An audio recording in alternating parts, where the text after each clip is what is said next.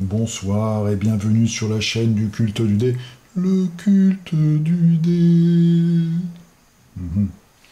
Et oui, parce qu'aujourd'hui on va retourner une fois de plus, alors presque au Mont Saint-Michel. Vous voyez, il est ici, là, avec ce magnifique reflet. Il est en train d'être précipité dans un univers parallèle, puisqu'on va parler aujourd'hui du dernier pack scénario, le dernier pack émite pour Horreur à Arkham, le jeu de cartes, la pâle Carcosa. Donc c'est le tout dernier scénario pour la campagne La Route de Carcosa. Donc on va regarder ça ensemble. Vu que c'est le scénario ultime, hein, le dénouement en fait, on va avoir des cartes extrêmement puissantes qui coûtent très très cher, puisque c'est des cartes de fin de campagne. Alors déjà dans la boîte, on a un mini livret, comme ça qu'on déplie, de 2 pages, qui va nous expliquer un petit peu toutes les mécaniques, et puis surtout nous donner toutes les conclusions de cette campagne, ainsi qu'à la fin, un petit chapitre comme d'habitude. Alors voilà une illustration, un petit chapitre ici qui est le mot des designers, on va dire, qui nous explique un petit peu comment ils ont essayé de créer en fait cette campagne et comment ils ont essayé de retranscrire dans les différents scénarios l'atmosphère du livre de Chambers. Donc c'est pas un livre de Lovecraft, hein, le livre Le Roi en jaune dont je vous avais déjà parlé quand j'avais fait une partie des Contrées de l'horreur avec la création de fans qu'on peut trouver sur Board Game Geek, donc pour les Contrées de l'horreur sur Le Roi en jaune. Alors, on a tout un paquet de cartes que je ne vais pas vraiment vous montrer, évidemment, puisque c'est le scénario. Je vous montre quelques illustrations. Donc là, on est vraiment dans un monde parallèle. On va avoir tout un tas de problèmes, évidemment.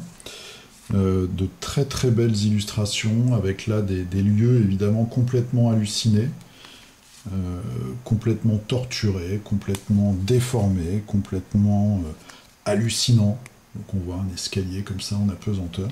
Bon, bah, toujours une grande réussite, hein, au niveau des illustrations, beaucoup de cohérence. Et puis ça colle bien à l'univers.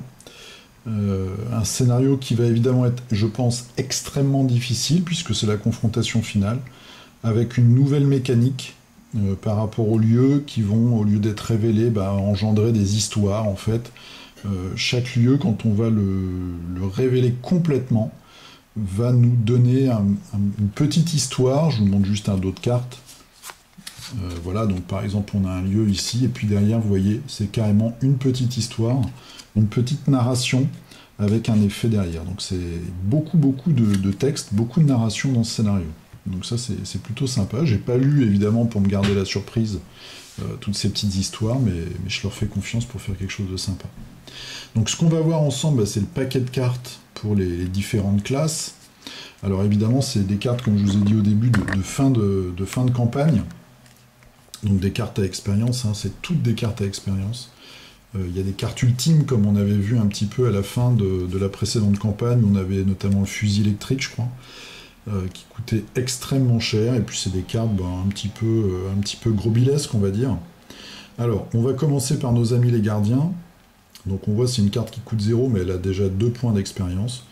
Indigestion de plomb, donc de la tactique rapide à jouer quand vous activez la capacité combattre avec une arme à feu. On peut dépenser en fait presque, enfin si on le veut, toutes ses munitions. Quand on révèle un pion KO, on en choisit un en fait parmi ceux qu'on révèle et on ignore les autres, on n'en révèle qu'un. Voilà, donc là c'est la grosse mitraillade. Ensuite, on a eu donc un upgrade d'arme, on va dire. Là, on a une armure assez hallucinante, l'armure des Ardennes. Donc elle, on voit, elle coûte 5. 5 points d'expérience et 4 points de ressources, avec 4 icônes. Donc c'est une armure, c'est carrément une relique. 4 points de santé physique, on va dire. Quand au moins un dégât est assigné à l'armure des Ardennes, inclinez-la, annulez un de ses dégâts. Donc potentiellement, on peut annuler jusqu'à 8 points de dégâts avec cette armure. Donc c'est complètement énorme. Une très belle illustration, je trouve. C'est une illustration de Maggie Ivy. Voilà, une femme qui flotte au milieu d'une bibliothèque improbable, mémoire yédétique, jouer mémoire hiédétique, ils m'en veulent au niveau de la prononciation, la copie conforme d'un événement perspicacité situé dans la pile de défausse de n'importe quel investigateur, y compris son coût en ressources, retiré de la partie, donc on peut le jouer qu'une fois par partie, cet événement retiré de la partie mémoire hiédétique au lieu de la défausser. Donc on retire carrément 2 cartes, mais on peut jouer n'importe quelle perspicacité de n'importe quelle défausse des joueurs. Retourner chaque pierre, une carte très puissante, donc là on voit 5 points d'expérience. Rapide, à jouer lors de n'importe quelle fenêtre de joueur. Choisissez un investigateur dans votre lieu. Cet investigateur cherche une carte dans son deck, la pioche et mélange son deck. Donc là, voilà, une carte extrêmement puissante qui permet d'aller chercher à peu près n'importe quoi qui n'est pas encore sorti. Ensuite, donc là on était chez les chercheurs, pour les truands au bol de Carou, le prix du passeur, donc c'est la pièce d'or qu'on doit donner au passeur du Styx. Objet relique, permanent exceptionnel. Quand vous recevez de l'expérience lors de la conclusion d'un scénario, ils auraient pu nous la mettre avant, parce que bon, ils nous la filent à la fin du scénario, à la fin du dernier scénario de la campagne, donc ça, c'est pour qu'on joue une nouvelle fois la campagne. Quand vous recevez de l'expérience lors de la conclusion d'un scénario, si vous n'avez pas été vaincu lors de ce scénario, vous recevez 2 points d'expérience supplémentaires. Si vous avez été vaincu, vous êtes tué. Voilà. Donc toujours ce petit côté joueur chez les truands, un petit peu qui tout double. Une nouvelle arme, donc là 3 points d'expérience, 3 points de ressources, le Lupara, une espèce de pistolet à canoncier, j'ai l'impression, oui, avec des grosses cartouches, donc c'est carrément un fusil à canoncier. Objet, arme à feu, illicite, 2 munitions seulement, donc ça vaut peut-être le coup d'avoir des cartes qui donnent des munitions supplémentaires. Jouer cette arme ne provoque pas d'attaque d'opportunité, donc on dépense une munition, on a plus 1 en combat et plus 1 en dégâts.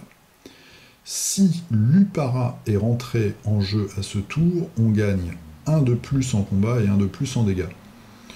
Ouais, bon, ça fait beaucoup pour faire 2 et 2. Et puis il n'y a que 2 munitions. Je suis un petit peu mitigé sur cette arme. Trompe la mort. Donc là, on revient de l'enfer, 5 points d'expérience. Ruse, condamné, à jouer quand vous devriez être vaincu. Désengagez-vous de chaque ennemi engagé avec vous. Défaussez toutes les cartes dans votre zone de menace. Soignez 2 horreurs, soignez 2 dégâts et déplacez-vous vers n'importe quel lieu révélé sans ennemi. Si c'est votre tour, il se termine et on retire la carte de la partie. Voilà, donc c'est trompe la mort, c'est exactement ça. On a évité la mort et on regagne 2 points de vie et 2 points de santé mentale. Une carte que j'aime bien pour les jeteurs de sorts. Donc là, 2 points d'expérience. Vortex temporel, rapide, à jouer immédiatement après qu'un investigateur dans votre lieu, c'est important, a terminé la résolution d'une action lors de son tour. Invalidez cette action. Remettez la partie dans l'état exact où elle se trouvait avant que l'action ne soit effectuée, y compris le coût de cette action. C'est un petit peu on remonte dans le temps, en fait, tout simplement. C'est un retour vers le passé. Vortex temporel. Je trouve ça assez sympa, c'est un beau joker. Et ensuite, saut du signe des anciens. Alors l'illustration, je vois pas trop. Là, on semble distinguer ici une petite silhouette. Quoique. L'illustration, pour moi, n'a pas grand-chose à voir avec le titre, mais bon. Ne révélez pas de pion KO de la réserve du chaos pour ce test. Traitez le pion KO révélé pour ce test comme étant un signe des anciens. Quand ce test se termine, retirez le sceau du signe des anciens de la partie. Donc, en gros, comment réussir une action automatiquement avec un beau bonus. Ensuite, pour les survivants, le journal. Alors c'est marrant parce que tous les autres, ils ont des trucs complètement hallucinants et nous, on a, enfin, les survivants, un journal.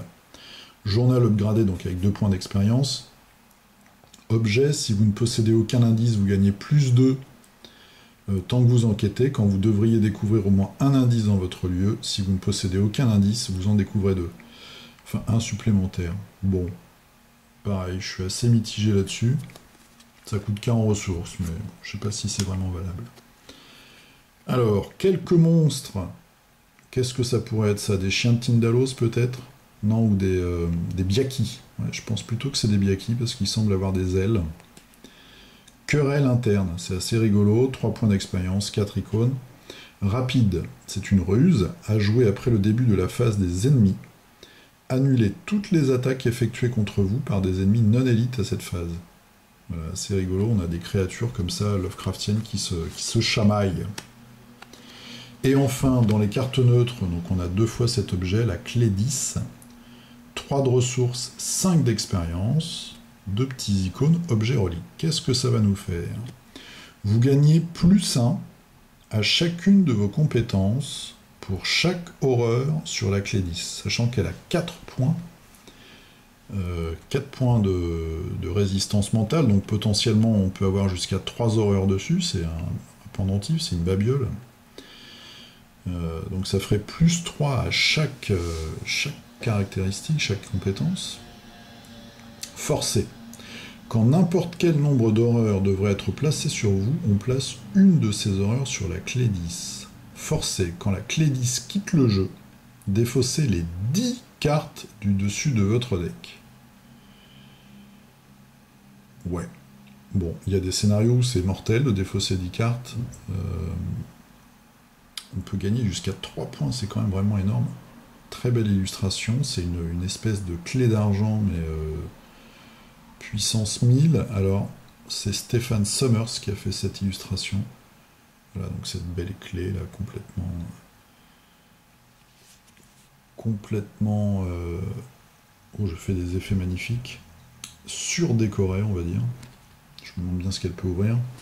Voilà, donc c'était toutes les cartes, donc des grosses cartes, hein, évidemment, qu'on va avoir en fin de campagne. Querelle interne, c'est assez marrant, mais ça coûte quand même très cher. Sceau des anciens, le sceau des anciens, on a dit oui, ça nous fait tirer un sceau des anciens, ça c'est pas mal. Surtout que ça coûte pas de ressources, celui-là j'aime beaucoup celle des invocateurs en fait. Trompe la mort, c'est un joker. Lupara, je suis pas sûr, franchement. Obol pour Caron, ça j'aime bien aussi. Je trouve ça sympa. Le seul truc, c'est qu'on risque la mort, mais bon. Moi, quand je joue une campagne, en fait, si un aventurier est trop abîmé, je le remplace. Mais c'est pas mal, c'est dans la thématique. Retourner chaque pierre, ça c'est vraiment super pour aller chercher n'importe quelle carte. La mémoire est pas mal aussi. Perspicacité, il faut jouer sur la perspicacité avec certains héros.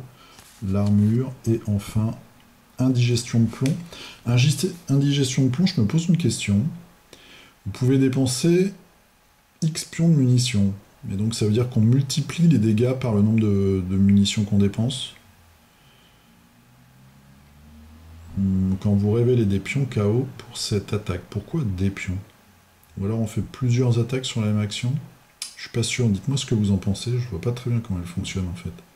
Moi j'aurais tendance à multiplier les dégâts, vu qu'on tire une rafale.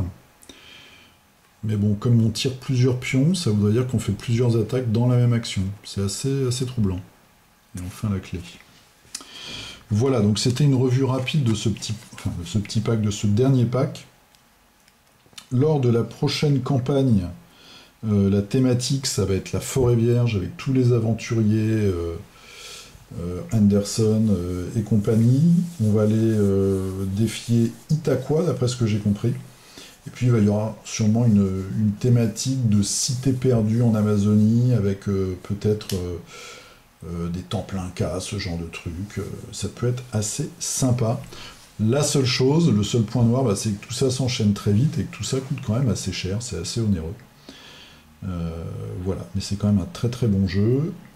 Je vous fais pas de promesses sur le fait de reprendre la campagne. En ce moment, je peins du Mythic Battle. Là, je viens juste de scier mon petit serpent pour pouvoir le peindre plus facilement. De l'enlever de son socle. Donc je vous dis à très bientôt pour les règles de Smog. Et puis je vous ferai peut-être un petit figurinistique, parce que je me suis acheté un un petit coffret de Quick Shed chez Army Painter, donc je vous montrerai un petit peu ce qu'il y a dedans et ce qu'on peut faire avec. Voilà, je vous dis à très bientôt, jouez bien, prenez bien soin de vous, et bonne nuit.